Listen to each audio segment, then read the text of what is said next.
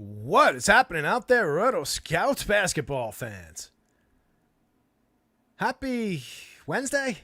I don't feel like it's Wednesday. I'm pretty sure it's Wednesday. I don't know. Weird day. Hope you guys are doing well out there. Welcome to a basketball show. We're here to talk basketball NBA DFS slate for Wednesday, November 6th. Not a lot else to talk about in the world, so we're just going to dive on into basketball. Hope everybody out there is doing well. Hope your Wednesday's gone well. Hope you had something good to eat for breakfast and lunch. Sun was shining a little bit earlier. Now it's kind of a murky day turning into sundown out there. Kind of missed the day just sitting here working on some basketball projections. Haven't spoken to anybody. Haven't been watching the TV. A lot of text messages coming in, though, I'll say that much. But hopefully everybody's doing well. Lot to talk about in the NBA today, so that's good. We've got 10 games on DraftKings. We've got 12 games on FanDuel running through the end of the night. As usual, FanDuel didn't cut any. DraftKings only cut the final two, but definitely creates a little bit of a difference. Wreaks a little bit of havoc on our spreadsheet here, as you can already see in the DraftKings side of things over there.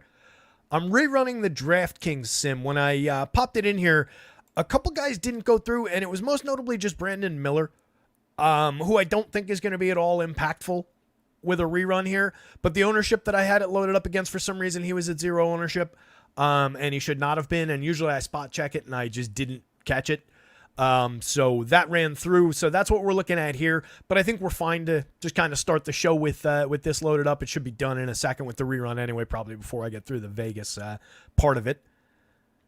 Speaking of, let's just dive into that. I got it loaded up here.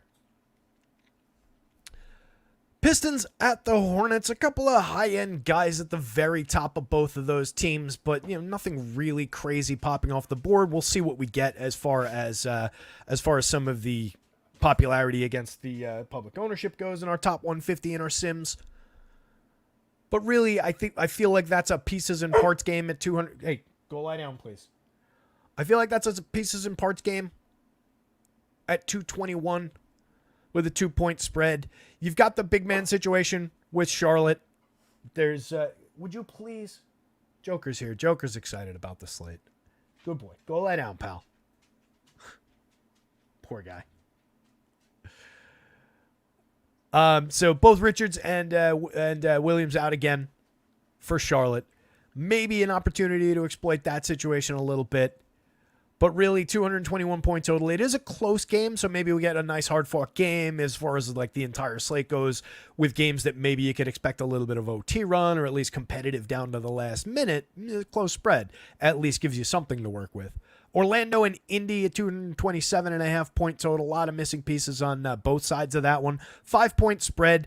I think mostly the guys are going to end up coming up basically looking like who they are. We might find a couple of values revealed as we go through it, but really nobody, I don't know, that is going to really pop off the board because some of the pricing is adjusted, but we'll see how everybody really lands.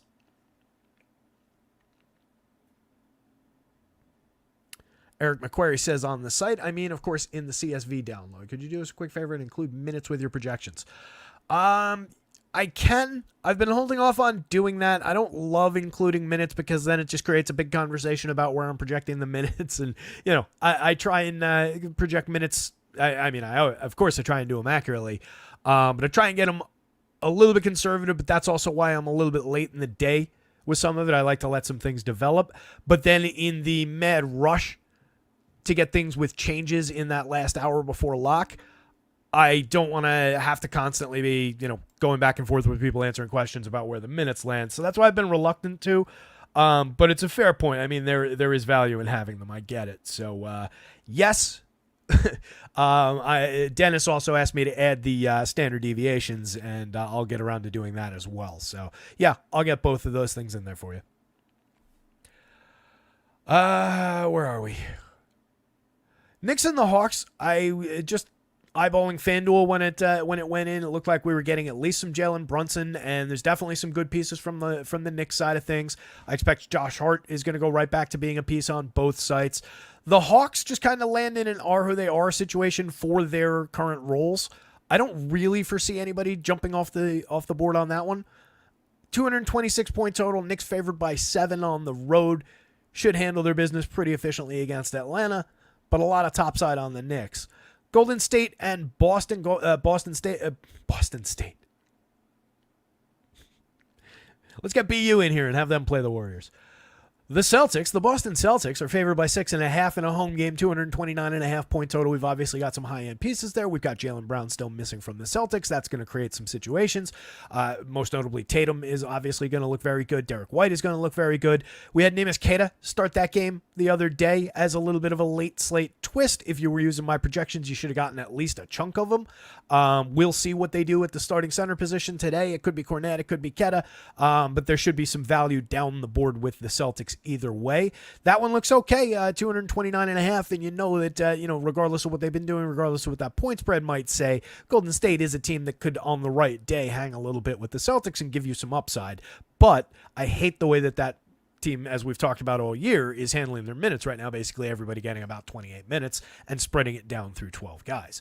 Cavs and the Pellies, a 7-point spread in the Cavs' favor. Makes a lot of sense there, 223.5 point total. We'll probably see some Garland again. We'll probably see some of the bigs from the Cavs side. We'll probably see some Ingram. Zion still questionable as of the last update. If memory serves, we'll pull up the update in a minute and I'll read through the injuries. Hawkins and Zion were questionable earlier in the day. I don't think that's changed as of the last time I looked at it. So monitor that status. Some pieces and parts on the Pelly side with the potential to change that situation and create more value. And it's top of my head. We'll look where everything comes up. Not the best day for me sitting here remembering these things. The Lakers and the Grizz. AD is questionable in that one. Obviously, LeBron shoots up the board a little bit on a point per minute sense and the usage sense if AD sits. If it's AD and LeBron both active, the usage has strongly been favoring AD of late, but LeBron's gotten himself into interesting situations where his price is. So I think they're both playable. We'll probably see more AD on both sides. I hate the Grizzlies just not as an organization or not like the players on the team, but just for fantasy, the way those minutes land and everybody just kind of priced accordingly right now. Not sure we're going to see much of that, but that one's another close game, and it is a 231-point spread. So there might be some swappable parts there at like mid-board ownership. We'll see how it hits the field. San Antonio and Houston, grindy game, 214.5 point total, one of the two lowest on the slate. We've got this one. We've got the Sixers and Clippers at 215. Two ugly-looking games. We do have Wemby at the top on the Spurs side. We've got some interesting pieces and parts around some of the guards, some of the forwards on the Houston side of things.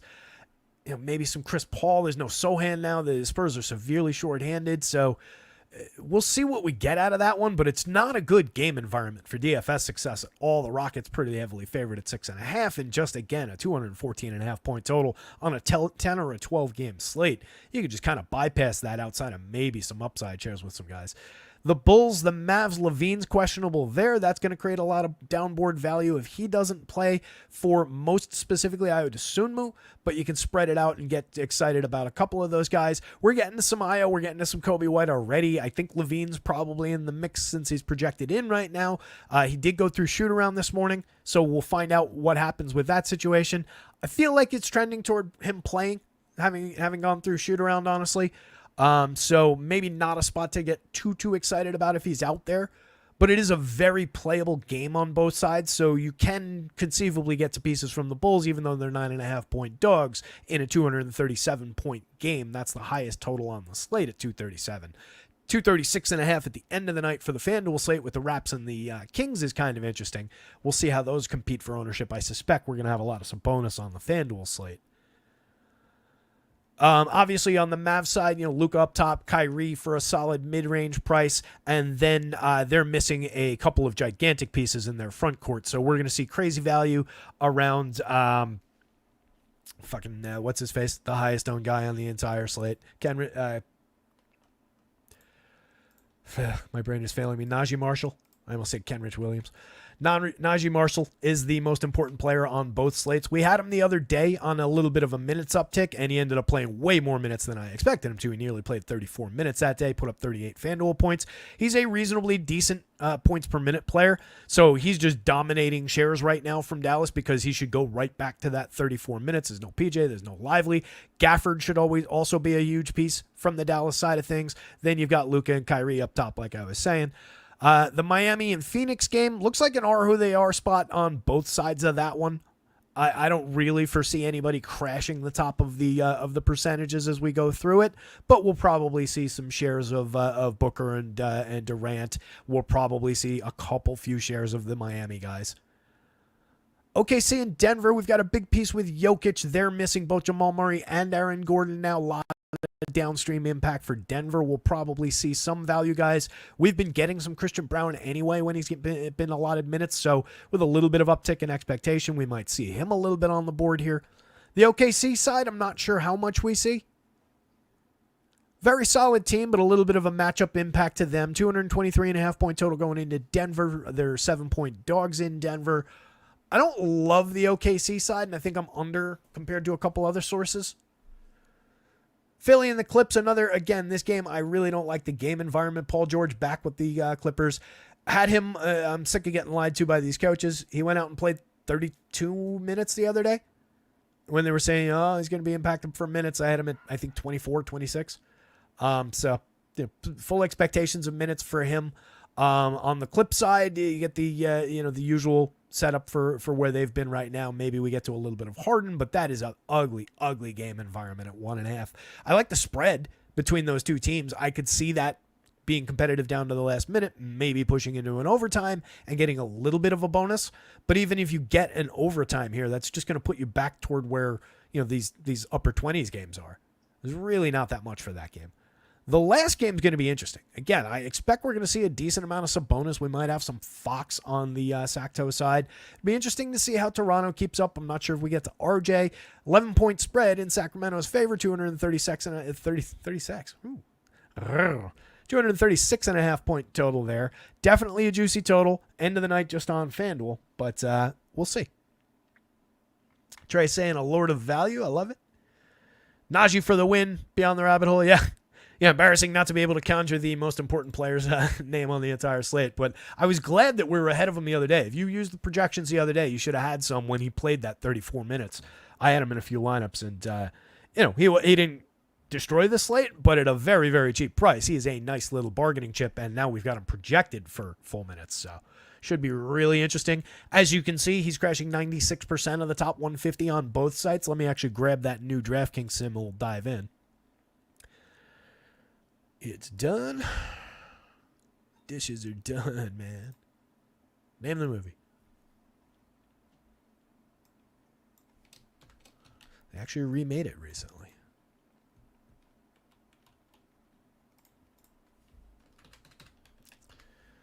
Pop you in there. Righto. All right. Usual setup. For anybody new, while we're here, the site is rotoscouts.com. Make sure you're checking out the projections. Let me move this. StreamYard, the site that I use to stream this to you guys, called StreamYard. They put up a notification today. I guess they got something from YouTube that says in 27,448 days, StreamYard will lose access to your YouTube account. So if you're looking for a baseball show in the year 2100 in the spring and it's not on, that's why. I'm going to ignore that message. But I have to close it to be able to see things. There we go. So make sure you're checking out rotoscouts.com. Projections are up for this slate. Right now, the projections you're looking at, NHL projections are up for tonight for the 3-game slate. Tiny little slate. Working on football. I'll have those done tonight, tomorrow. We'll be here to talk about a Thursday football slate tomorrow. But access to all 3 major sports, NBA, NHL, and NFL for every main slate. For the full weekend, for every showdown slate for NFL, under $1 a day, all in for all 3 sports. Can't beat it. So make sure you're checking that out. The sims that I'm running and the background stuff as far as the percentages that we're using come out of acemine.io, running my projections on their sim tools. I also encourage everybody to check those guys out. Promo code ROTOSCOUTS Get you 20% off your first month at Ace Mine. Let's dive into this thing. Came out a little less nausea on that rerun on DK. He actually got outpaced by Russ on that one. And Gafford. It's a little bit of a surprise. I didn't change anything on cross sites outside of correcting the Brendan Miller ownership. Looks like we got...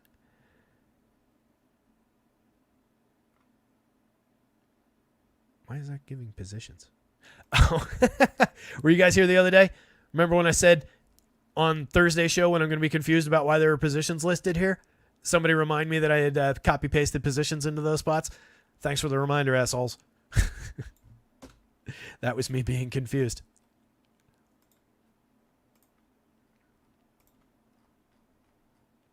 Is this all just this now? Ah, good. We got one at least with a lookup still in it. Or not. Oh, no, because I pasted value.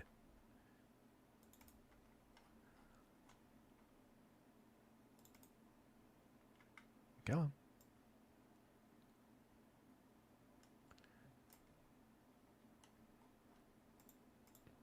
Okay. We're back in business with our positions. That explains that. I was like, I know that Toronto-Sacramento game is not on the DK slate. Why am I seeing positions for it? Fun.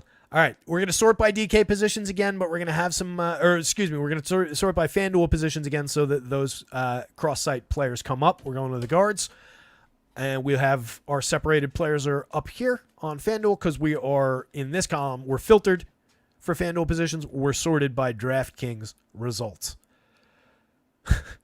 I hate these split slates. We got to get this figured out. Mamba's here. What's going on, Mamba? Trey's here. Jeremy Savage. I didn't really say hi to everybody. Cujo was here early. OMG Lols.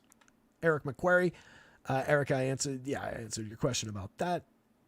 Could you just take two sites' ownership numbers and average them and post as your ownership? No. Yeah, that's not really. It's not really in the cards.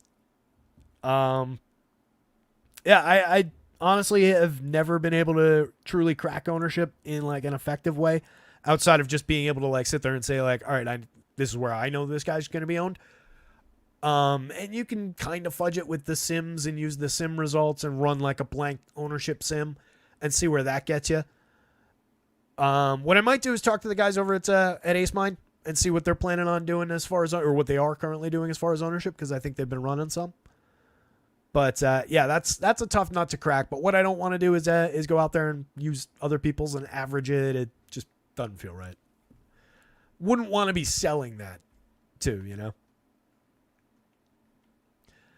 So differentiated guards right now, as far as those late games, we got to 15% Grady Dick on that FanDuel slate, and that's below the field. He's the only guy in even double digits at the guard position that we got in those two late games on FanDuel. We got 6% of Malik Monk. We got 4% of Paul George. We got 3% of Darren Fox. All those are a little bit below the field. Presumably, all those guys are 10% or under in the projected ownership. So if you wanted to grab a Darren Fox and book off some of those spots, if you wanted to do that with a James Harden, they haven't simmed out well right now, but you're also, freeing up some flex in the late games by grabbing a few additional shares of those guys. But right now, nobody here really looks paramount. Grady Dick looks like the best option at 61 as a shooting guard small forward, and he's a 0.65 per minute guy last year. This year he's been a 1.0 per minute guy. The usage has been way up in the starting rotation while he's filling in for missing pieces. But I question it, how much you want to get exposed to it based on this. Outside of him, everybody, again, single digits, and then we get into the games that are on both slates.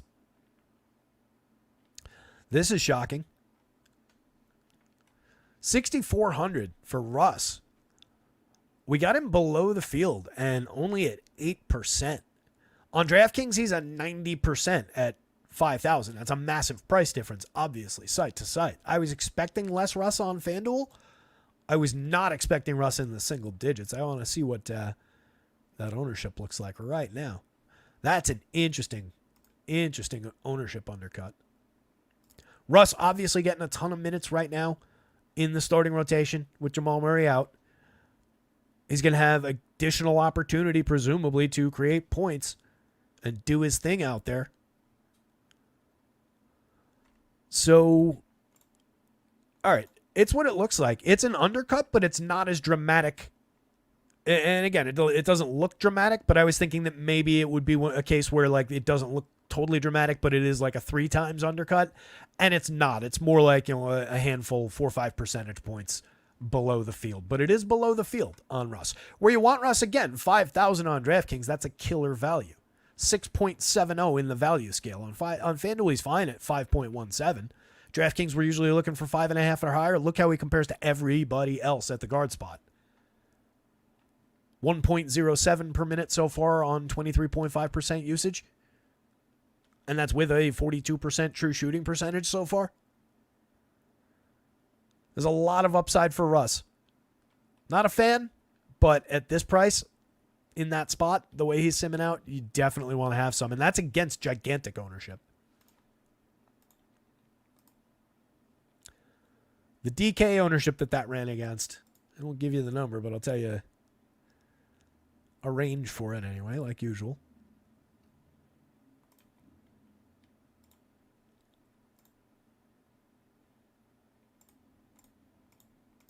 Yeah, honestly, they're lower than I thought now.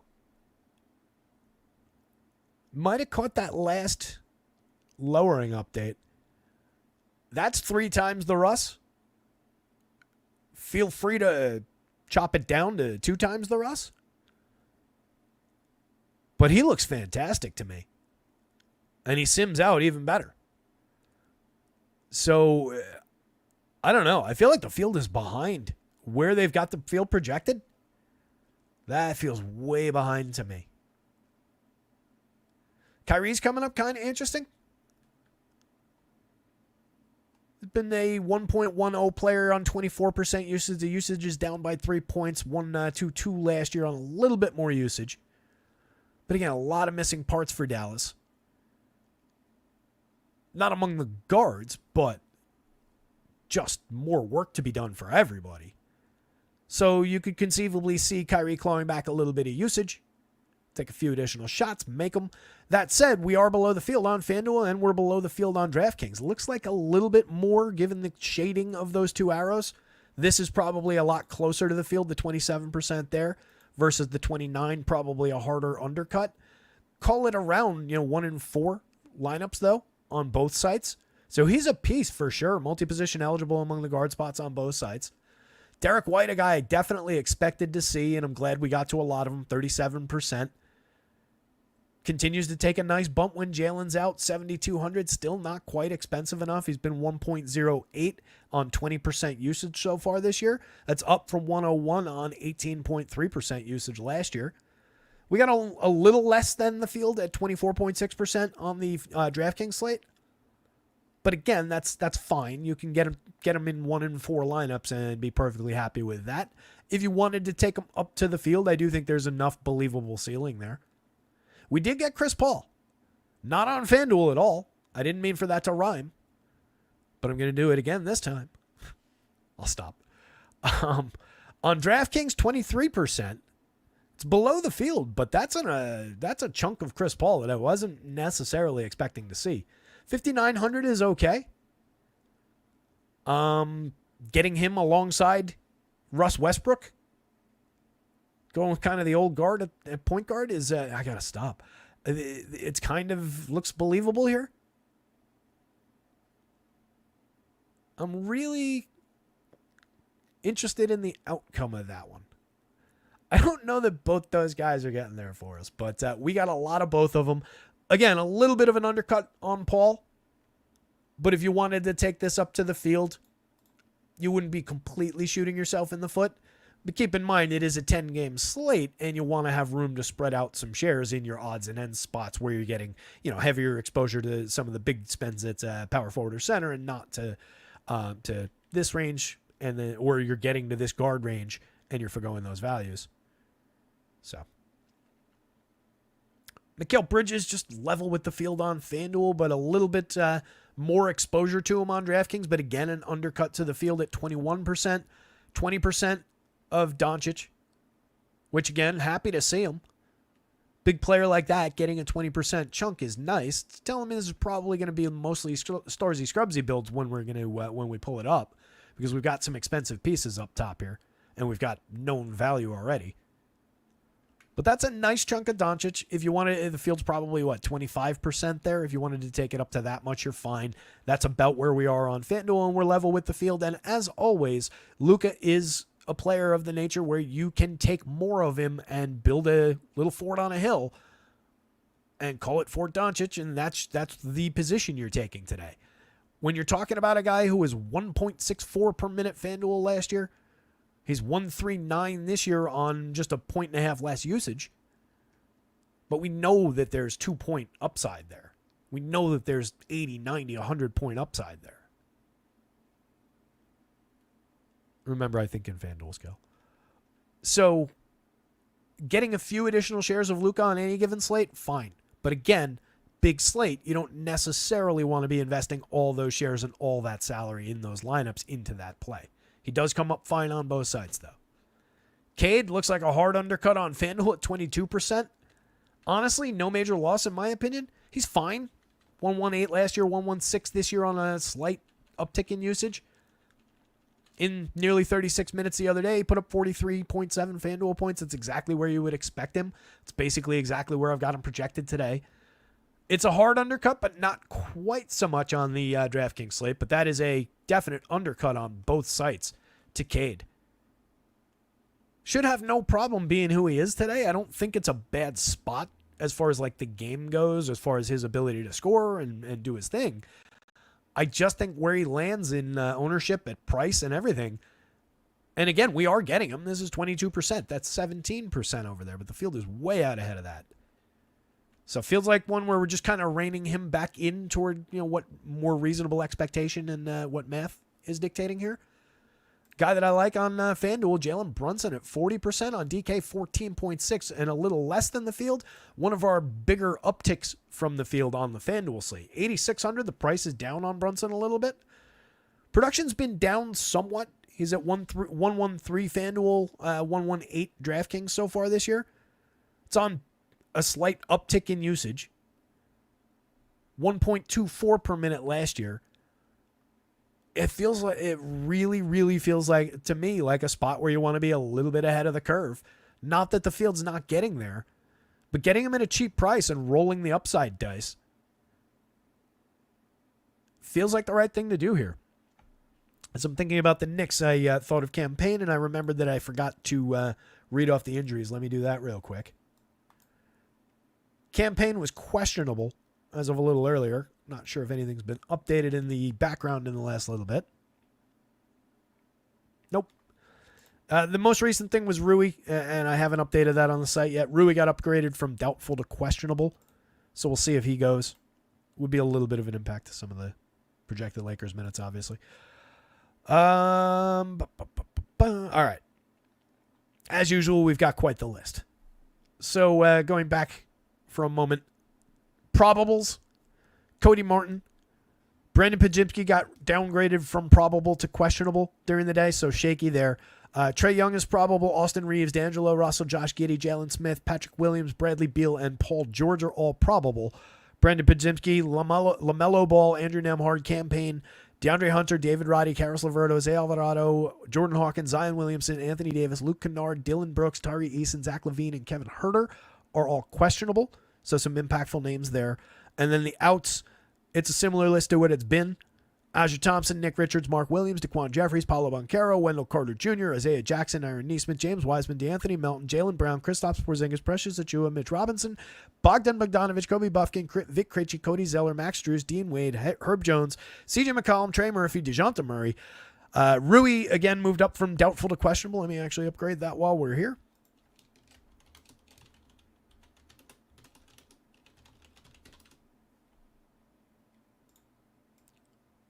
Jared Vanderbilt's out. Christian Wood is out. Desmond Bane is out. G.G. Jackson. John Conchar is doubtful. Marcus Smart, Vince Williams Jr., Cam Spencer, Trey Jones, Jeremy Sohan is a new addition to the outs list here and an impactful one on the Spurs. Probably why we're seeing that Chris Paul. Devin Vassell continues to be out. Steven Adams is out. Lonzo's out. Dante Exum, Maxi Kleber, Derek Lively is doubtful, which is a big impact for Dallas with PJ Washington already out. Jaime Jaquez Jr. is out. Kevin Love is out. Isaiah Hartenstein, Jalen with a Y. Kenrich, Vlaco Konkar is doubtful. Aaron Gordon, who I mentioned before, is out. Big impact for Denver.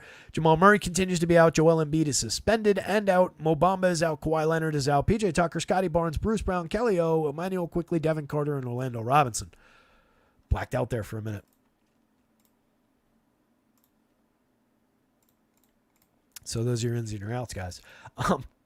Point being, Brunson and some of the top-end Knicks are always good for minutes depth anyway, in the 37 to 38 minute range. And if it's no campaign night again, they could get pushed for minutes.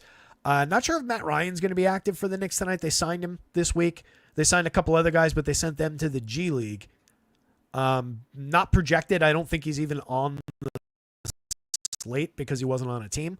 But maybe a guy to watch going forward, and maybe a guy who could eat minutes if he's active. I wouldn't expect him to eat a chunk of minutes, but like an 8-minute 3-point shooting stint in the rotation somewhere, or in 2 4-minute rotations, could be in the cards if he's active. Again, I have no idea. The more to the point with the Knicks is, in addition to Jalen, Josh Hart's going to be a piece. OG might be a piece. Mikal Bridges, despite how he hit the board, might be a piece. Any one of those guys could have upside for 38 to 40 minutes plus. Ben Mathurin gains ground with the injuries going on with Indy right now. If Nembhard doesn't go, he gains even more upside. Right now, we got him 15% on the FanDuel slate, and below the field, we got him just 4%, and below the field on DraftKings for 5,300. Interesting spot, interesting enough player. 0.90 per minute this year on 21% usage, up from 0.89 last year. But as I pointed out the other day, he's done that on a pretty aggressive true shooting percentage that was goosed by some plays around the rim, some plays where he was against the Knicks specifically. I picked up 3 or 4 buckets, just cherry picking down the other side of the court, where he was just wide open and they passed him the ball after creating a turnover halfway up the court. So yeah, maybe hustling back on defense, it pays the bills sometimes. A good, not great play, I would say, given how he hit the board here. Io is interesting here. In 28 minutes, he did not hit the FanDuel board in the sim. 0.84 per minute so far this season, 0.79, I believe. I've got him halfway in between. Doing the math on that, yeah, that's about right. 15.8% usage, low usage guy, but if Levine doesn't go, he'll step into a better situation, and he does have some upside. I was honestly just expecting to see a little bit, but I guess the way that's bouncing off that price at this position doesn't really work out for him on FanDuel. We got the little bit on DraftKings. 4,400 is a totally different price. Point guard and shooting guard eligibility. We actually got him below the field. Field's probably call it 10, 12 there, I would guess. But there's definite upside for Io in the event that Levine doesn't play. Stephon Castle looking like a piece on FanDuel. I got him projected for minutes today, 3,900. Played 19-9 the other day. But again, no Sohan now, so they're going to be fishing around. He was drafted, 4th overall? He's a high-end pick anyway.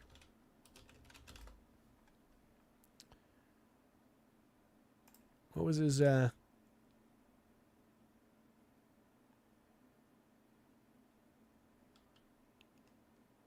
4th, yeah. I had him in... He was actually the disappointing piece of that good lineup that I had, that top 10 result that I had the other day. It's just kind of an interesting value square. I might be long on him a little bit. Let me do a spot check here real quick. I was just moving minutes around for San Antonio, and that's where I landed.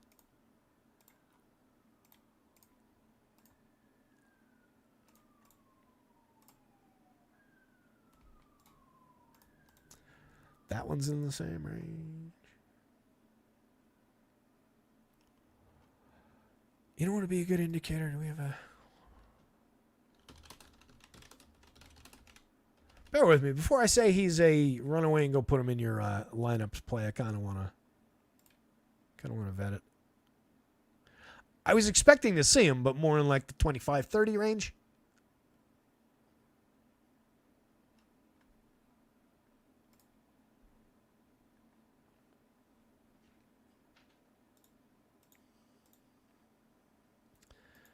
Oh, what the fuck?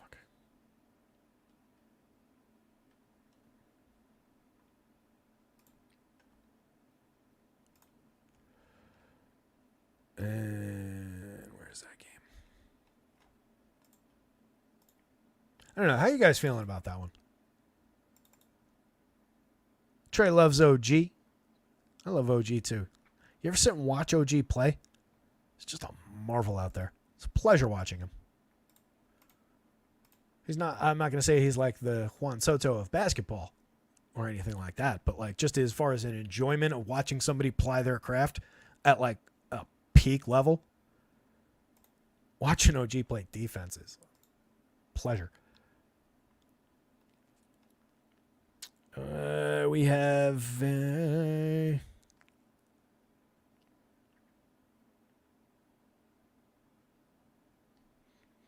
I think the minutes are fine. You take a couple away. If you feel like you're getting a little bit too much, I would say lower the projection. Just grab a couple of points off of them and take it down. That's aggressive. And obviously the field is there. I'm not shocked. 39 on FanDuel, both guard spots. I'm going to call them a play. Looks reasonable. 0.72 per minute so far this year on 19.5% usage. But again, more to do. 4,000 on DraftKings. We got him, but less than the field on the DraftKings slate, which is interesting. Shooting guard, small forward over there. Point guard, shooting guard, FanDuel might be the different positions impacting the slate. Also a lower price against the more aggressive relative FanDuel cap. That is an interesting piece to watch. Definitely don't get this aggressive about it if you see this projection come down to 20 or below, let's say.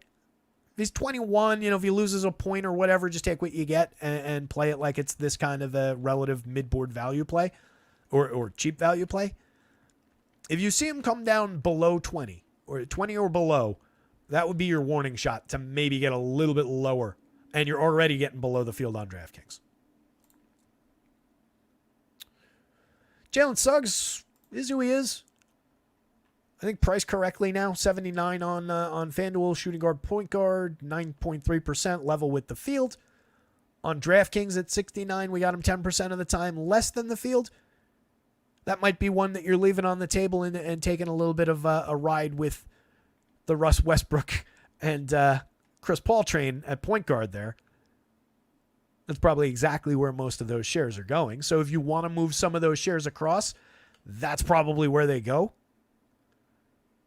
He is a more expensive piece, but I think that makes sense as a direct pivot there. He's been good, 1.25 per minute so far this season on a big uptick in usage at 24.2%. Orlando obviously trying to figure things out with some missing pieces. We'll see some more of those guys in a minute. Donovan Mitchell, always happy to have 10% on FanDuel, level with the field, 6% level-ish with the field, a slight undercut maybe on DraftKings. Getting down into the single digits exposures on DK, but we've got some outlier guys from across on FanDuel to talk about. So Stephon Castle was one of them. Mitchell is a slight site-to-site outlier. Halliburton, 14% level with the field on FanDuel. Another guy, happy to have, but not really standing out this year, 1.06 per minute compared to 1.38 last year. He's seen a downturn in usage, 21.4% versus 23.9 last year. He's also had a terrible time shooting the basketball, 48.4% true shooting so far this season, making 24% of his 8.3 attempts per game from beyond three. That's going to hurt you in a big, big hurry as far as your scoring output, as far as your per minute, especially because it's three-pointers. So that's exactly where most of his production has gone. I don't think that he suddenly turned into a terrible shooter. So I think we'll get at least some of that back. But right now just looks like a fair, get him, he is who he is, kind of a play at 83. If we see him take a big dip in price, then he's going to get interesting. Because there's a reason for the underperformance. If there was nothing totally clear, then I'd be, a little bit more like, maybe it's just a downgrade. Maybe it's just a player taking a step backward. But I think we're not. I don't think that's the case. Darius Garland, 29% on FanDuel, but below the field. That's interesting. 6,600 on that site. I was expecting to see more. I think he's probably getting chewed up a little bit by a more expensive Brunson. We're undercutting Cade. We don't have any Paul. We don't have much Russ. Is he just getting boxed out by Stephon Castle as a value guy?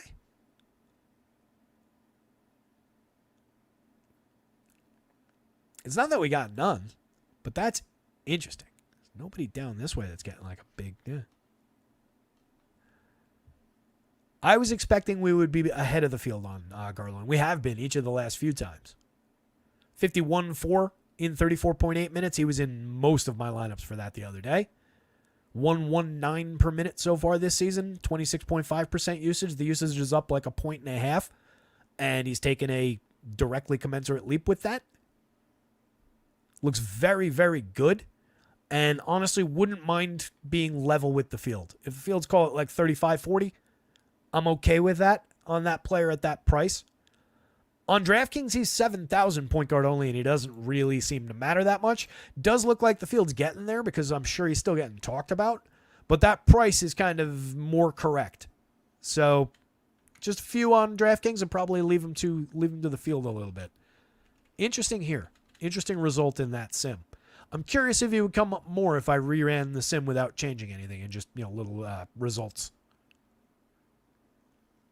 Devin Booker at 3% on both sites. Mix and match player for a very good ceiling on most nights. 40-ish, 38, 40 point, general range. I'm always happy to get Booker. I think he's less of a go-to for people than KD might be if they're making swaps. The Booker-Beal-Durant combo does, as I've pointed out a number of times, tend to eat into one another a little bit. Nobody really gets there, or one guy will get there, the other two will underperform a little. Doesn't look like we got much Beal, 2% FanDuel, 6% DraftKings, but that's not that much less than we got to Book. We'll see where we got Durant. I feel like that's kind of how that game's just falling. Miami and Phoenix, like I was saying in the Vegas section, we're just going to kind of get what we get from that game. So the big outlier is really the Garland share compared to where we got him on DraftKings, but still, again, under the field in that sim. A little bit of Fred VanVleet at 10%, but under the field. Little bit of D'Lo, but under the field, and honestly fine with being under the field on D'Lo. 1.02 player last year was barely tolerable when he landed in lineups. This year, the usage has been down 0.81 per minute. Where I might be interested just on he'll be doing more in this event, in this circumstance. If AD doesn't play, there will just be shots and usage. There will just be usage to go around. Shots and, more facilitation, rebounds for people. There will be a lot to do if AD doesn't play. So maybe it goes up a little bit just on expectation of an increase back to his 20-ish% usage. Everybody else looking like a mix and match piece at the absolute best. As far as standout individuals down here, Shea, nearly a 50-point projection for your 10-6 on FanDuel. Solid numbers on DraftKings. A 4.69 value score there, a 4.64 there for such an expensive guy. Isn't going to land you in a lot of lineups in Sims. It's not going to land you in a lot of optimizer lineups. But Shea is a ceiling guy. Shea is a take him whenever you want him kind of a guy. Again, you're just going off and building. You're saying goodbye to the field, wandering your own path through the woods off this way, away from the optimal builds. The optimal construction path is over there. That's where everybody's going to build the village, and that's where the water's going to be and all of that.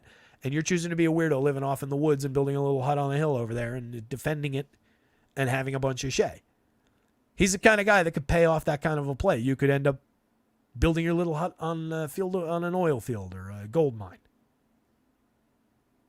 But not coming up as an exciting piece in The Sims. LaMelo, same thing. Trae Young, same thing. Probably a little lower end slightly, I would say, for both those guys than Shea. But both those guys fall into that category of player. Steph Curry, a little bit short of that probably these days, but he's been at 1.44. Another reason he's kind of short of that is he's projected for just 28 minutes because that's what everybody's playing there or less. So I really don't like really anybody from Golden State, but especially the way Steph's impacting the board, even as a ceiling play. Jalen Green's just kind of interesting just on volume. We didn't get him and he didn't come up on either site. But as a mid-board value guy, not mid-board value, but as like a mid-board guy priced where he should be, the day where Jalen Green goes out and hits 7 of 8 from 3, or 7 of 10 is probably more realistic, that's an interesting piece. He's never going to project like that.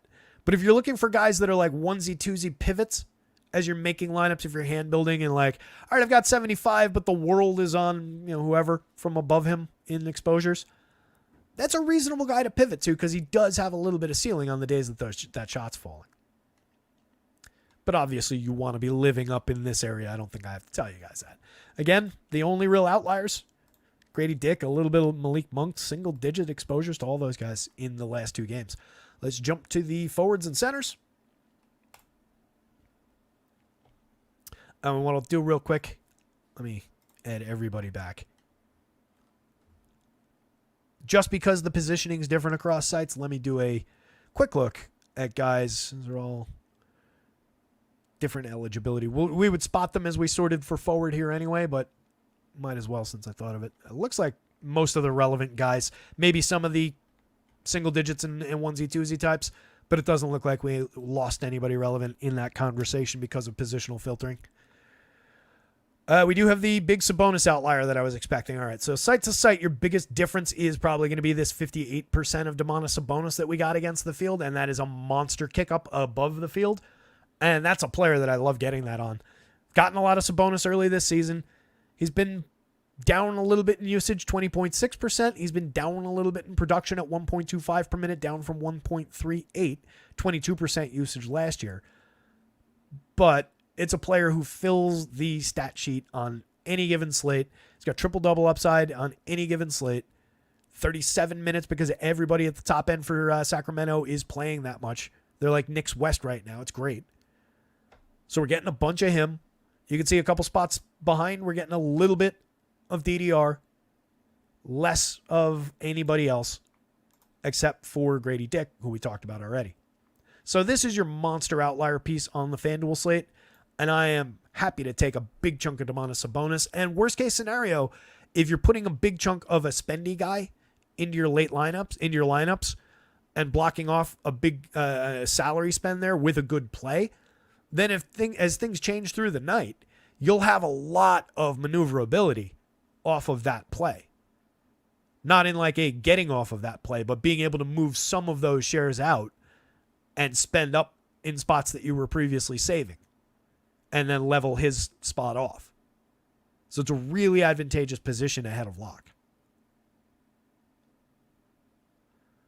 Monster value in Najee Marshall. Again, he came down in that rerun on DraftKings, but only to 86%. He had been at 90 in the previous version, or 96. He's at 96% on FanDuel. Do you need to have him in literally every lineup that you build? No. Should you have him in a lot of lineups that you're building? Yes.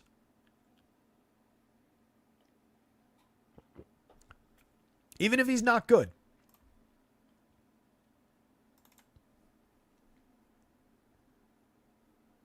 Jeremy Savage says, whenever it seems this obvious, it goes sideways. Yeah, Boy, I'll tell you. Think that's true about basketball. I can point you toward. Bleep myself. Jim has a 3-man combo: Mitchell, Mobley, Garland. There's nothing wrong with those 3 guys as individuals. I'm not sure I would want that necessarily as a 3-man group, Jimmy. It's okay. But I would probably look more toward having like one of those guys. Depending on where you're playing, you'll see, how they math out. Maybe 2. Like Mobley's right there in the middle of the screen, line 84. And we got him 4%, a little below the field on FanDuel, 2%, a little below the field on DraftKings. kind of price like who he is, which is a 1.26 this year, 1.21 player last year. He is getting a little more usage so far this year. The Cavs are a little bit banged up. But I don't know that I necessarily push the issue with more of all three of those guys. Depends on what else fits in that lineup that you've built, though. But like,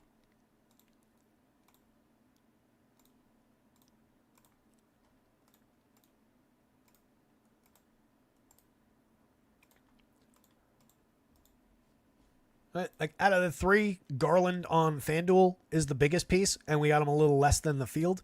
We got not that much Mobley on either site and a little less than the field, which isn't really getting much anyway. Field's probably 8-10% here.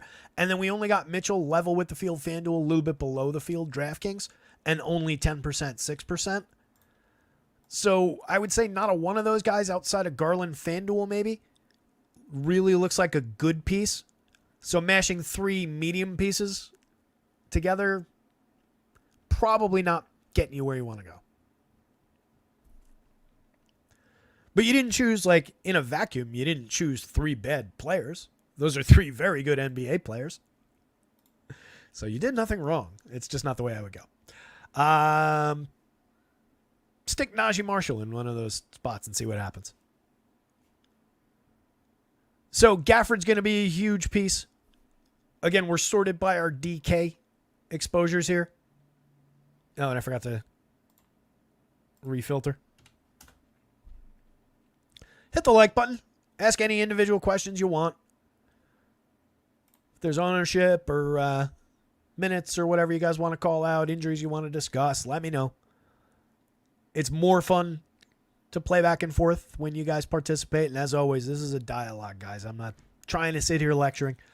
So I appreciate all the questions. Mamba says it's time for Mamba to start being included in GOAT conversations. So today I'm looking to take down first through third. Love it. Beantown, what's going on, buddy? Jeremy Savage likes Gafford. Yeah, a lot of upside for Gafford today. He disappeared. I guess was he center only on FanDuel? You know what?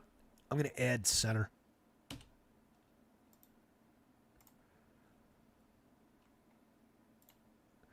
This will just catch anybody who's center only on FanDuel. So, like, stop me as I accidentally refer to some of the centers. We'll redo it in a sec.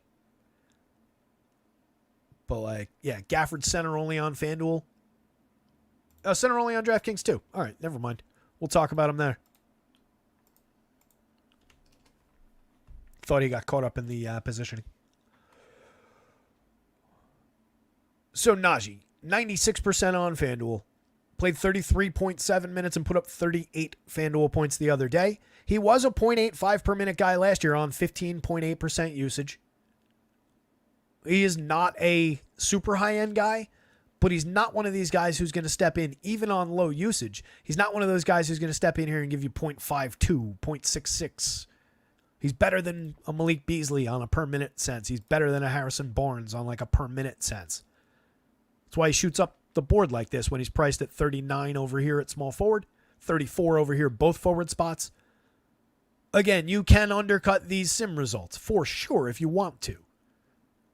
But he looks like a killer value square on both sites and a critical piece of building up to the appropriate constructions. There's your Josh Hart shares, 31% on FanDuel, level with the field, 52.67% on DraftKings, level with the field.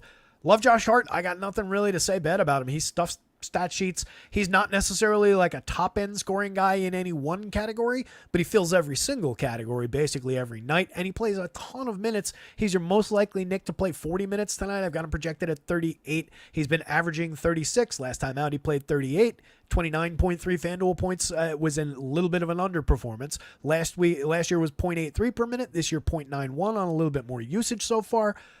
Love Josh Hart here at the price, at the position. He just fits in a lot of lineups.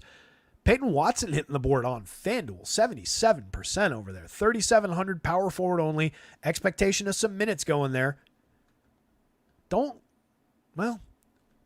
was going to say I don't love it, but I mean, given that value that he's creating, him, Najee, $37.39. You can buy whatever you want. It's going to be super starsy, scrubsy constructions. $3,400 on DraftKings at power forward only. You lose a little bit. Oh, no, he's power forward only on FanDuel as well. 30% and level with the field. So he's a chunk on both sites, but that is a lot on FanDuel. A lot of exposure for value here. A lot of exposure for value here. It looks like we're further ahead of the field on Najee just because the ownership was projected, in a conservative way. But I think justifiably well ahead and further ahead on Najee. And we're closer to the field on that Peyton Watson ownership, but well ahead. He's probably 50-something% owned there. Very interesting. 0.82 this year on 16.9, 0.88 last year on 16%. So presumably, if the 17% usage, the 1% additional usage is a shot here and there, if that continues, presumably we get back to 0.88. Maybe we get to 0.90.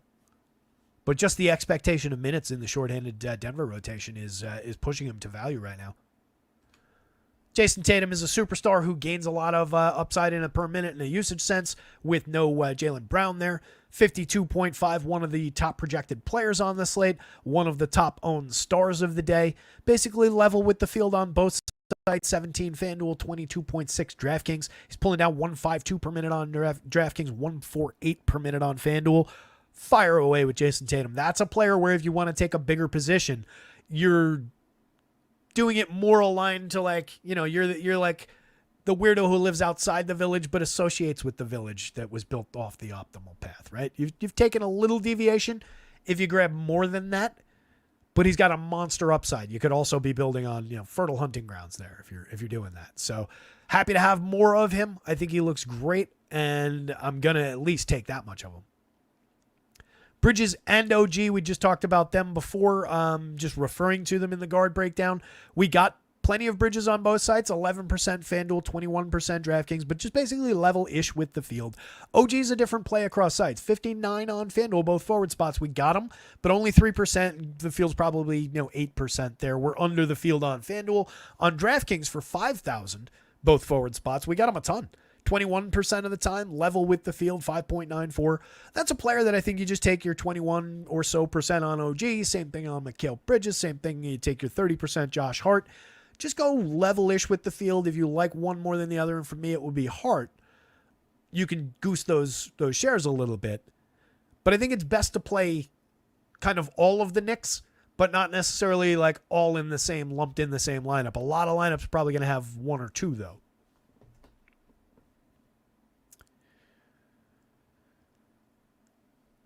Tristan da Silva, presumably stepping into cheap minutes, 4,600 on FanDuel, 3,900 on DraftKings. It's one I'm definitely going to watch as we crash toward lock as far as lineups and everything go.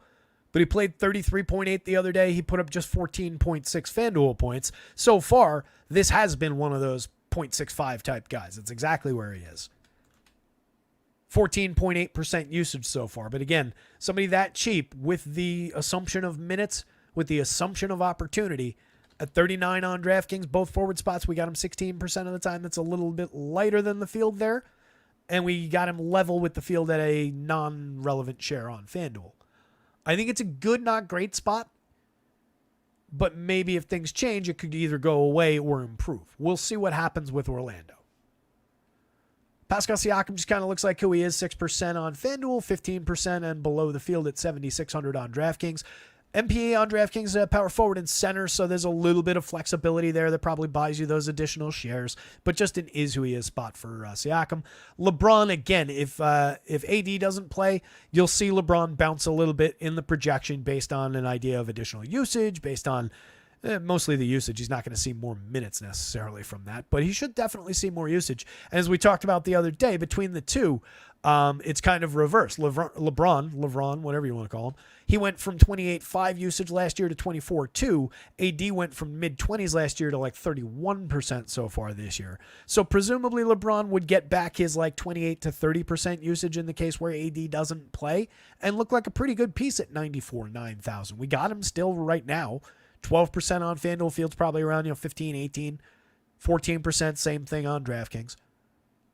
If you want to pre-plan and build some additional LeBron into your lineups, that's perfectly fine. AD's dealing with, what is it? It's a bruise, right, for AD? He's not like actually hurt, but a bruise, it's AD, so It's akin to a car crash.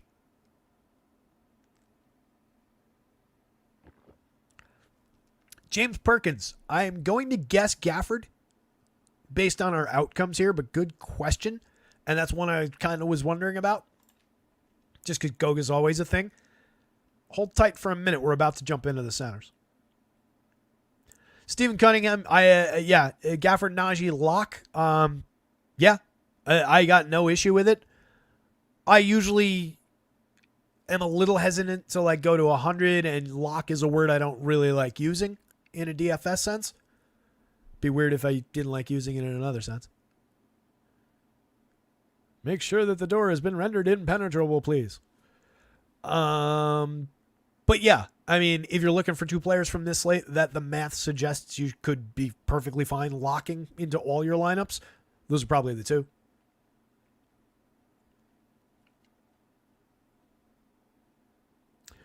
Jim's lineup: Garland, Mobley, Watson, Keta, Durant, Hart, Mathurin with my 3 combo of Cleveland.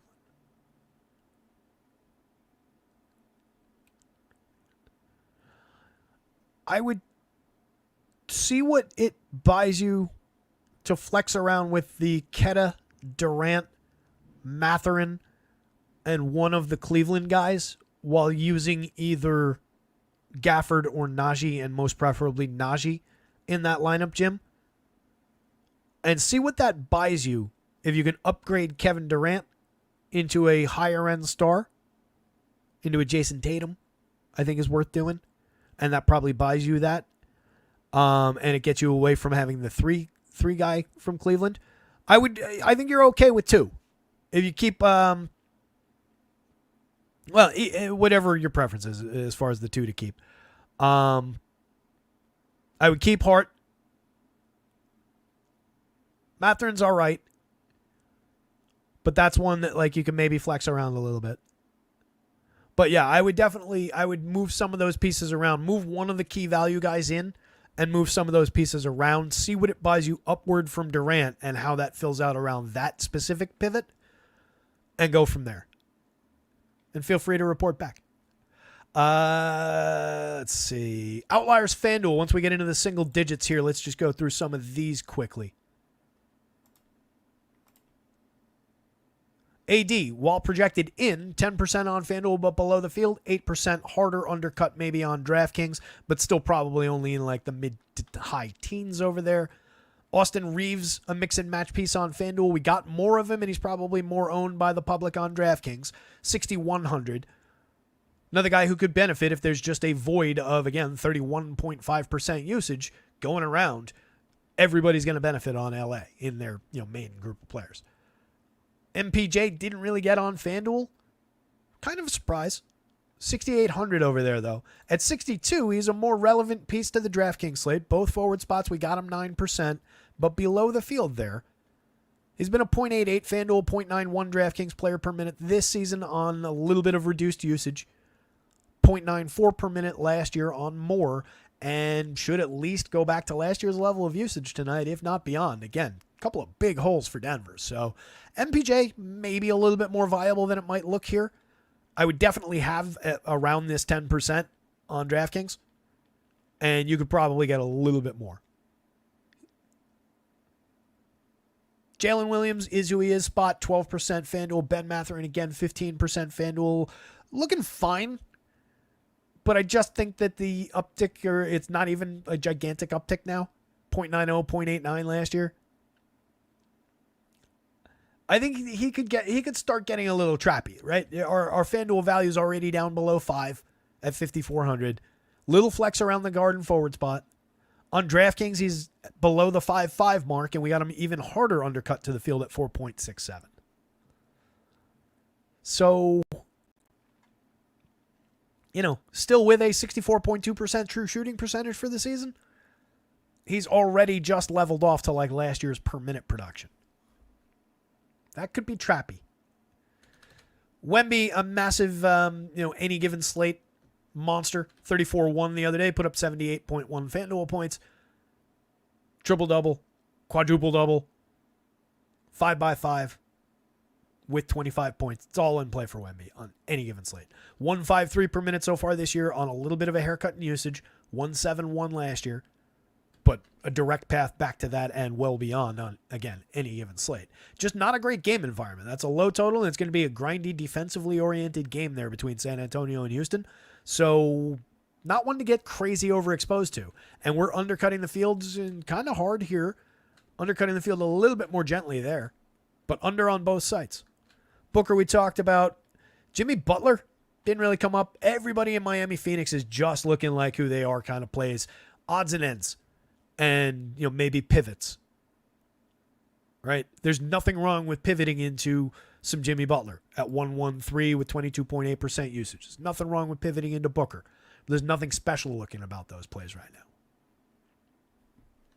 Zion, if he goes, also falls into that exact same bucket. We didn't really get him. We got 8% of Franz Wagner. He's fine. 0.67% with a little harder undercut to the field on DraftKings.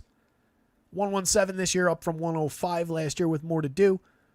Definitely benefiting situationally, but priced like what he should be, if not maybe a little aggressively. Outliers for projection and potential output. Jalen Johnson, we didn't really get a ton of them on either site, but we did get 5 on FanDuel. Brendan Ingram, we got none of on FanDuel. That's surprising. That'll change dramatically if Zion doesn't play, I think. Same thing on DraftKings. Undercut to the field pretty hard on both sides. I feel like the field's getting a little overexposed to Ingram, even for the situation where Zion doesn't play. So we'll probably still come up under the field, but we'll be a lot closer to leveling off than having one share of him in 150 lineups, looks like. He's probably exposed a lot in the next 400 lineups. Clay, 7%, and honestly happy to bypass right now. 0.80 per minute. No thanks. Really not into the Klay Thompson play. Here and there is fine, but there's nothing special looking about that. Nothing else down the board there. And then again, your big outlier right now at the center power forward spot on FanDuel in those two late games is Domantas Sabonis across all positions.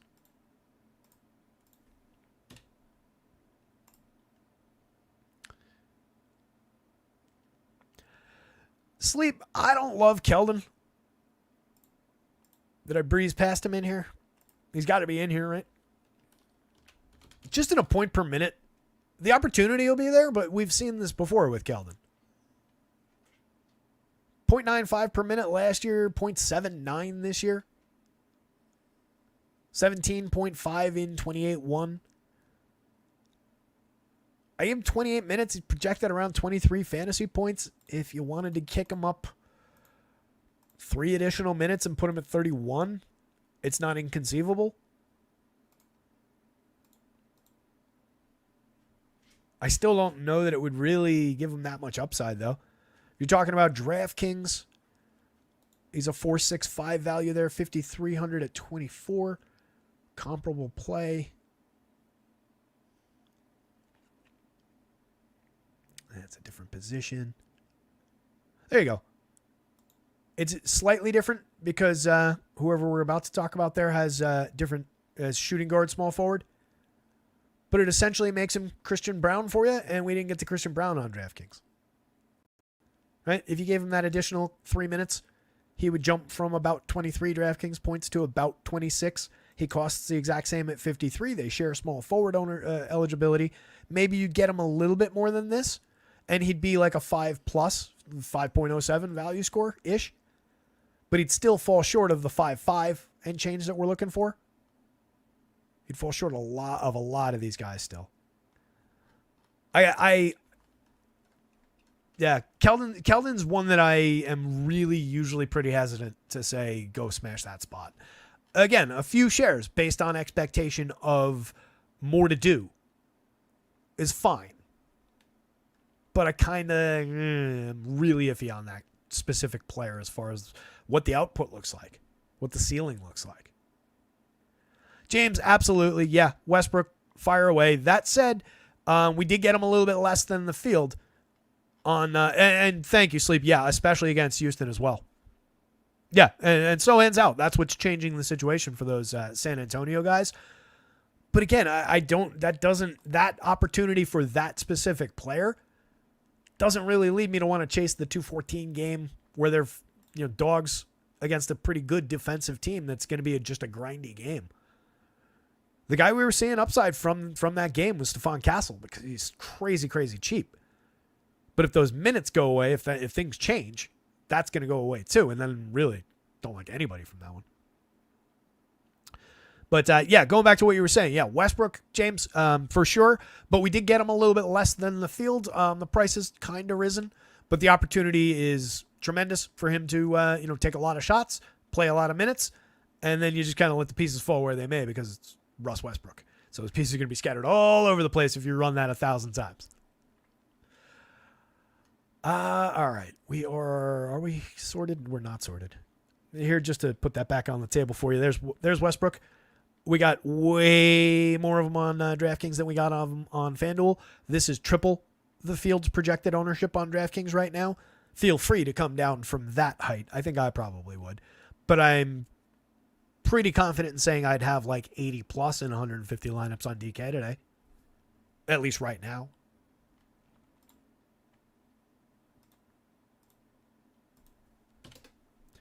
All right, centers. Here's your Gafford shares. One of the biggest pieces on both sites right now. There's a 7+ for value on DraftKings. 7+ for value on FanDuel. To answer the Goga question, Goga's showing a 6+ as far as a value score. He's the next most valuable point per minute contributor potentially at 4,800. On DraftKings, same price. He's at 6.18. This is a lot closer to the good plays, and he's actually getting outpaced by Nimisketa at 3,200 in a points per dollar value sense. And that's all I'm talking about. I'm not talking exposures yet. But it's interesting how those plays are bouncing off of one another because Goga at a good value with 27 minutes projected is just bouncing off all these Gafford shares. Gafford at the exact same price on FanDuel is giving us more. At 45 versus 48 on DraftKings, he's giving us a lot more. Again, you can undercut this, bring it down toward the field if you want to, but it's another player on whom right now I would be probably considering being over 80% on DraftKings based on how that looks. You can pair him with Jokic. We got to Jokic 40.6% of the time on DK. That's ahead of the field on the best player in the world. That's exactly what that value is buying you, pairing these two, center util, putting Najee in, probably putting Steph Castle in. That's what those multiple value pieces are buying you. We're going to see a lot of lineups with like Jokic and like Tatum and other stars. Really interesting value constructions right now. On FanDuel, that can't happen, unfortunately. You only got 5% of Jokic on FanDuel. You're getting 70% of Danny Gafford at 48. It's a monster square. There are several very, very good pay-ups. That means most of our Sabonis is going into the power forward spot for sure. Right? Just look among the... So actually, well, we do have a little bit of spread across several power forward center guys there, actually. So maybe you get a little bit of it viably at center. Because you got, what? Those three. A little bit up here. A little bit right there. Still a couple down there hiding in Wayne County. One of them was actually in Detroit. How about that? So that becomes 84% of the center share at center only. So you do actually have a little bit of room to flex some of those center power forward guys into the center spot on FanDuel. But primarily you're putting Danny Gafford there, or you're taking one of those other Jokic, maybe some Miles Turner. Jokic would be the primary guy I put there. AD, you have the power forward flex on FanDuel, so you don't have to worry about it as much. That said, we got a little less AD than the field. So again, the outlier across sites where where we have the two extra games, Domantas Sabonis pretty heavily. Other than that, everybody's on both slates. Gafford's the biggest piece. It's just a value square. I've got him at 28 minutes right now. He's a 1-2-1 player on 18% usage so far this year. That's up from it's down, from 1.24 on less usage last year. So presumably, again, another player where if that trend continues, a few of those points should get clawed back. So it's just nice to see that a few additional shots come with the potential with the current role that he's playing and with the potential role change. Might he give back that usage in tonight's role? He might, but he'll have more of an opportunity. He does what he does truly well. It's just an interesting value square. Jokic is Jokic again. You're getting him on both sides. Miles Turner, no real love. 8% and below the field here because we're just chewing up on 27% of our center shares over there. But you got 8% of Turner and below the field, 4% over here. AD, where he's center only on DraftKings, 8%. Again, bouncing off all of that center exposure. Pretty hard undercut to the field. A questionable AD is not my most desirable piece, so I'm going to be honest with you. I'm not saying he's not going to play. I'm not even saying he's going to play in a diminished capacity. But the propensity to take 4 extra minutes off can be high. He hasn't really done that lately. He didn't really do it nearly as much as the rumor would have it last year or even, into previous seasons. But when AD's banged up, when he's questionable, when he's not coming up in Sims, and the Sims are recommending a pretty strong undercut to the field on both sides anyway, I'm happy to take a little less. Wemby, I'm happy to take a little bit more than our results. Low single digits on both sides, 6%, 4% below the field on both. We talked about them already when we were talking forwards on FanDuel, center only on DraftKings. Easy enough way to spend shares, but it is just a bad game environment, San Antonio, Houston. Jared Allen is who he is spot. Power forward is where we're probably finding most of that 12% on FanDuel, and we got him below the field. We talked about him already a little bit on DraftKings, center only over there, just 2% below the field. Again, all the shares are just going right here, and I think that makes a ton of sense. Once again, we got no cat. We got a little bit on DraftKings for 81. This is honestly still a mistake price. That's a really low price. It's just he's not going to work out well against the guys we want more by the math. A few additional shares of Karl Anthony Towns on DraftKings is okay. We're undercutting at 1%. We're probably undercutting 5% ownership. You want 5 if you want 10. It's okay. Again, you're just deciding to go build a little fort. On FanDuel, against no ownership, but a softer undercut to the field, so the field's probably 2 and change, maybe. A handful of shares. You are dealing with a high upside player. 137 per minute. The usage has been recovered in the last few games. He's looked spectacular. But the FanDuel price and center only, the price has come up and center only is just boxing him out. Nobody else. Single digits on all these guys, despite, again, good projections and good players. Chet, Bam, Şengün, Nurk, Duren in a good spot. Vooch, Jaren Jackson, Santi Aldama. None of those guys are coming up more than a few shares here and there. I don't really think that most of those guys are, it's safe to take a few additional shares. They're not superstars, right? But that is a list of pretty good players. Chet, most notably so far this year at 1.54 leading that group of players. FanDuel, 1.48 leading that group of players. DraftKings. Şengün at 1.431 on both sites. Cat at 137, Vooch at 130, 133 across sites. They're just not mathing out well. I know people on a matchups basis kind of like that one. I don't love it on a math basis. I think it's a better NBA spot than it is a DFS spot. Down here, again, you got a couple per minute guys that aren't just getting any kind of upside for run. Outside of that, just lotto tickets. Zach Edey at 46, 44. Don't really see that one. No ownership on any of these guys. Yeah, I think the list of guys that I would say if you want to grab a couple extra shares are probably that list of guys where we were getting 1 or 2, 3 or 4 that was more up in this range. Goga is going to be a real interesting outlier. This Goga versus Gafford battle, as far as a value center, is going to be really interesting. Outside of other value guys just straight up failing on their own, that specific Goga versus Gafford head-to-head is probably the biggest inflection point on the slate. And I will say that since Goga is getting essentially unowned, at least in the way that this ran. Even in our sim, he didn't come up against what looks like very little ownership. A few additional shares might not be the worst idea in the world, considering how ridiculously big of an inflection point that will be for the slate. So just leveraging out the other way.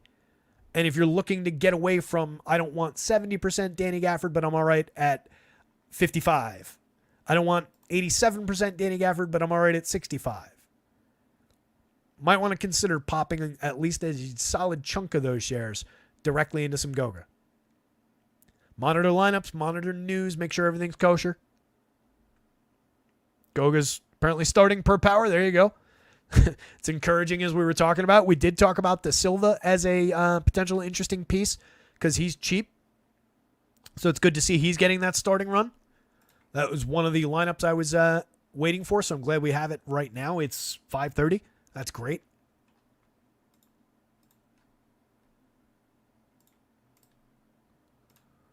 So again, we already had Da Silva looking decent on FanDuel, looking like a piece on DraftKings. I had him at 30. Again, he played 33-8 the other day. I might nudge him 31, 32. I was kind of protecting in projections on the back end here. Sometimes I bury a couple stash minutes down in those guys when I'm not entirely sure how something's going to break out, just so nobody looks completely crazy when maybe they shouldn't early if people start running stuff, if you get me. Goga played just about 27 the other day. I've got him at 27. I think that's probably about your upside.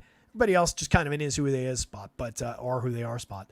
Da Silva and Goga, particularly from Orlando, are kind of interesting. And Goga, again, Goga Gafford, Gafford Goga. It's going to be an interesting inflection point. Let's look at some lineups. Trey in, Hunter out, Roddy in. So that leads us right back to the ongoing situation that we've had in Atlanta. I don't know that we get to any of that. Everybody's kind of just been price corrected for it.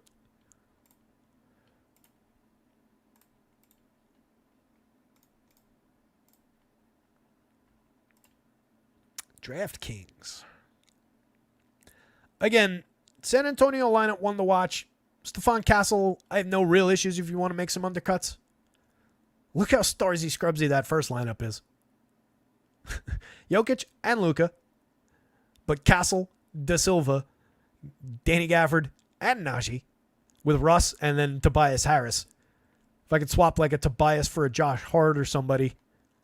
If I could swap Tobias for like any Nick in the starting rotation, I might consider that. Where was Tobias? I don't remember saying his name.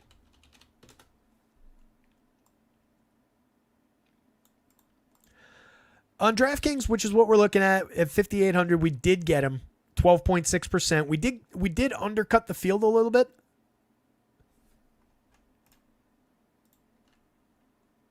Let's see. What potential pivot can we make there?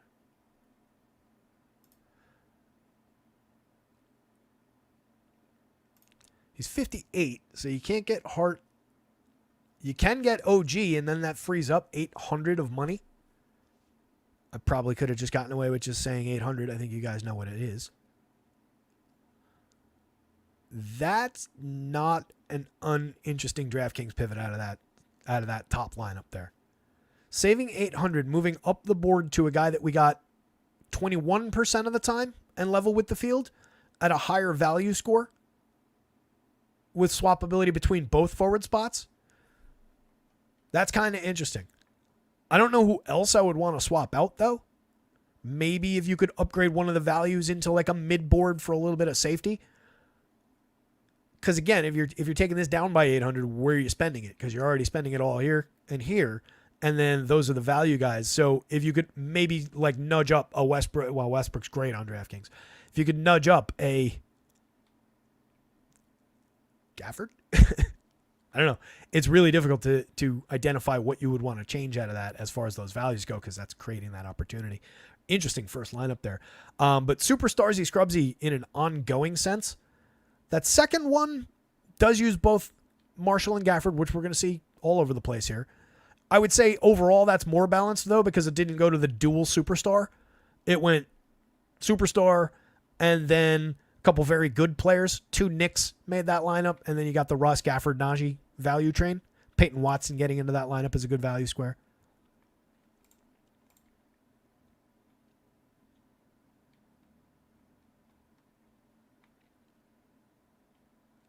Here's a lot of the CP3 shares. There's some Kyrie creeping his way in.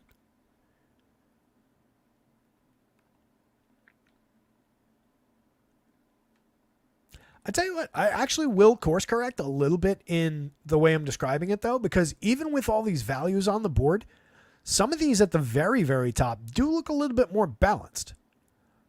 Right? Like this LeBron, Russ, Siakam, Bridges, Kyrie, and Chris Paul.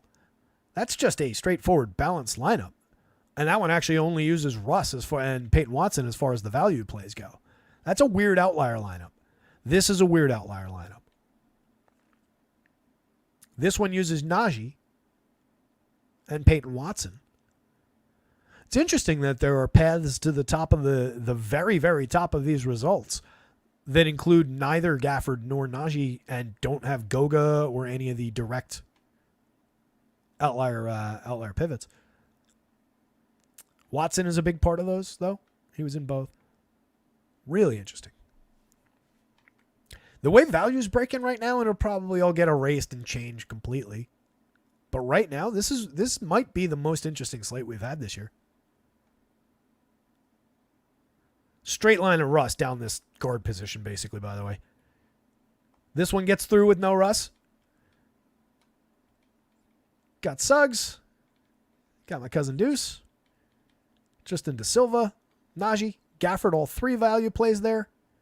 Aaron Wiggins, I'm not a big fan of that move, but you get the Luka and Jokic combo in that lineup again. So that one's super starsy scrubsy. But that's an example where you're getting Jokic and Luka and a Jalen Suggs play and not getting the Westbrook play. So it's a different way to utilize some of the value build there while still accessing the top of the board and 2 superstars. Here's a Mobley Garland for, who was it? Jim Perkins? James Perkins? Who was asking about the multi calves? Jim Parrish. Jim, if you're still out there, can I sell you on a Garland, Derek White, LeBron, who looks better if AD doesn't go, Mobley, Turner, Westbrook, Najee, Gafford? Performed pretty well. It's got 2 of the Cavs that you wanted in it. Any of these others? I think that's the only one that's got those Cavs. It's encouraging to see one that high up in, again, one sim, but one sim that ran the 95,000 player pool 150,000 times. Scrolling down the board a little bit here, just no crazy outliers. A lot of commonality of construction around those core value plays. Hate using the word core, but there's a very, very clear, direct core of value guys today. There's a Goga. Let's just do that real quick. Because, again, he really didn't get into a lot of these. There's a couple up toward the top. And they're going to be a really interesting back and forth today. Goga confirmed starting. So we got some. Not a lot. But if you were looking specifically to pivot out of 80-ish percent, 75% Danny Gafford here, that would be a reasonable way to spend that money. Look at a FanDuel.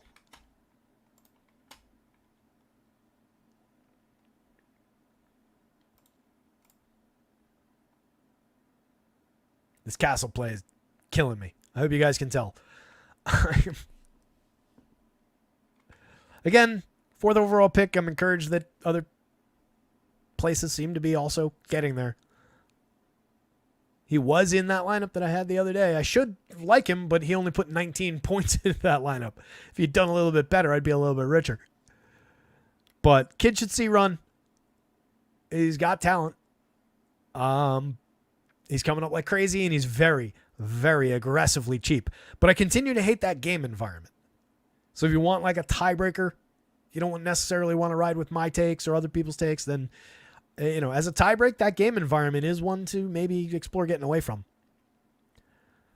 There's a Goga, by the way, at the top of the FanDuel board, which is fun. It's going to be a ton of Danny Gafford down that center spot. But we do have mix in of Jokic here. There's a mix in of Turner. There's a Goga. And those guys are interchangeable. Goga and Gafford on FanDuel. Jokic, Vooch.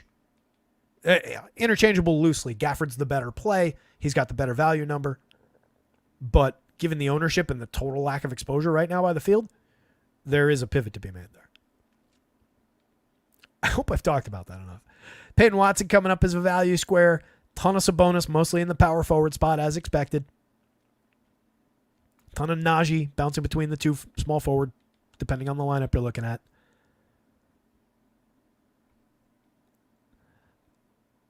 Lack of Russ in the top end. Remember, we only got like 8% Russ. 14%, excuse me. Remembering the wrong numbers. Whoops. How the hell? Hang on. Clicked in the wrong place. Something popped up. Come back. So, I'll take my Russ where I get it, but it's not looking like a runaway freight train of value right now. The Castle's coming up like crazy. Jalen was coming up a good amount. I'll take my upside shares of Jalen. It looks like we're, I want to say Starsy Scrubsy on FanDuel because most of them have at least like a Sabonis Luka combo with fair mid-range. Like this one's got Luka, KD, Mikal Bridges. It's got the Najee and Stephon Castle and Peyton Watson value squares. Gafford as well. And then Derek White up on that front end. That's not bad. I like the upside for Derek White.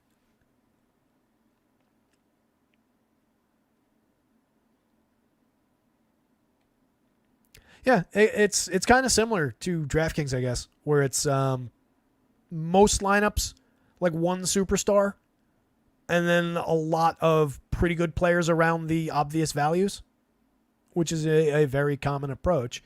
But then if you look down at like this one, we got a Gafford, but this one's got Wemby and Tatum. Cade is a mid-board kind of a play, but it's got Cade and Garland. It's got Derek White.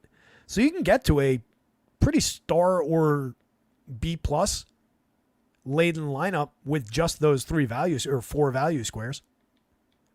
I guess just four value squares is probably not the correct way to phrase that.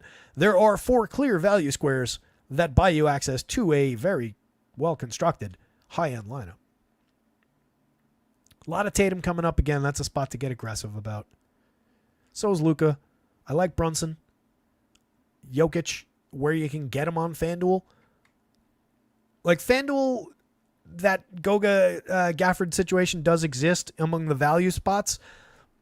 But if I'm taking away from the Gafford shares specifically, I do want to take a chunk of that and put it into just straight up buying Jokic shares. So there's two spots to pivot the Gafford shares to, kind of. One's a massive pay up. One's the same price as essentially the same value play with a lot less popularity. So do with that what you will.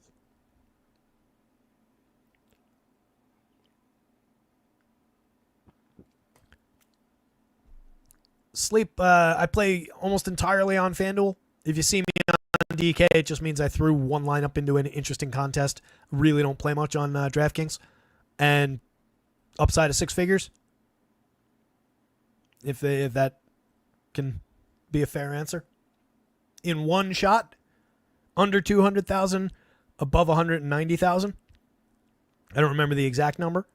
That was the biggest individual one-shot payout I've had. I know it's not the biggest number out of everybody who works in the industry. But I've had a lot of very solid W's on top of that over the years. So I assure you I've had some good results, and hopefully some of the guys in the chat will attest to the fact that I know what I'm talking about a little bit. Anyway, I think that's going to round us out here, gang. With that in mind, for those that don't know us, maybe Sleep is new. The site is rotoscouts.com. It's basically a one-man show right now. It's me, right? You're getting me. But you're getting me for under $1 a day. You're getting access to projections for NBA, for NHL, for NFL, every single main slate for NBA and NHL, every single slate for football in terms of main slate and all the showdown slates. If there's a 2-game Monday night, which we've had a few times this year, you get that too. And it's not per sport. Access to all 3 sports for when baseball is in season with all those going on at the same time. More to come in the future.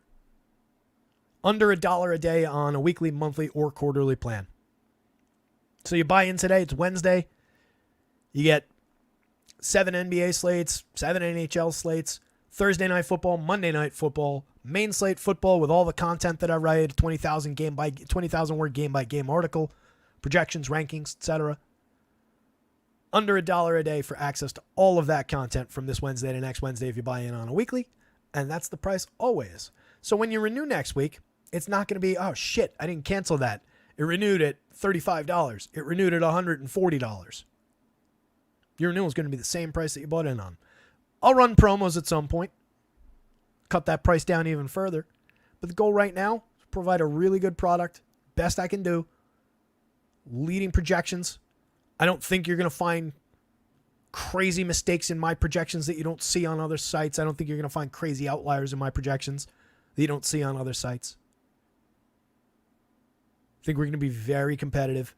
Been doing this for a while for the site. Everything was free for about a year and a half. And everything's just a minor fraction of everybody's bankroll. And we're going to build the bankrolls together. My goal is to have you spending your money on your lineups, not on my site. So I do not ask for much. And we're here kind of to support the silent majority of hand builders out there. The people that are entering $4 a day and putting in a couple hand-built lineups. Everything works very, very well, and we talk about everything in 150 lineup context. But we're very much here to support that community of people that are building just a few lineups and don't want to spend $200 per sport per month. And yes, I'm talking about some very specific sites right now. So check out rotoscouts.com. Not to harangue everybody at the end of the show. Hit the like button, hit the subscribe. Follow the @rotoscouts Twitter handle. Don't follow the other one. You don't have to. It doesn't matter. And that's just me griping about the world. So you probably don't want to follow that one. But you guys absolutely rock out there. Jump into the Discord. I'll drop a link into the Discord. Discord's always free. If you're not in there already, hop in right now. Join the community. And come on back. We'll be doing this again tomorrow. We'll also, most likely, I might actually try and flip the schedule so I do a football show earlier in the day, and I'm not frantic trying to figure it out at the end of the day. We'll see. All the more reason to click the subscribe bell so you know when shows go live tomorrow. But good luck out there tonight. Somebody go win something. We'll be back tomorrow. I'll see you guys.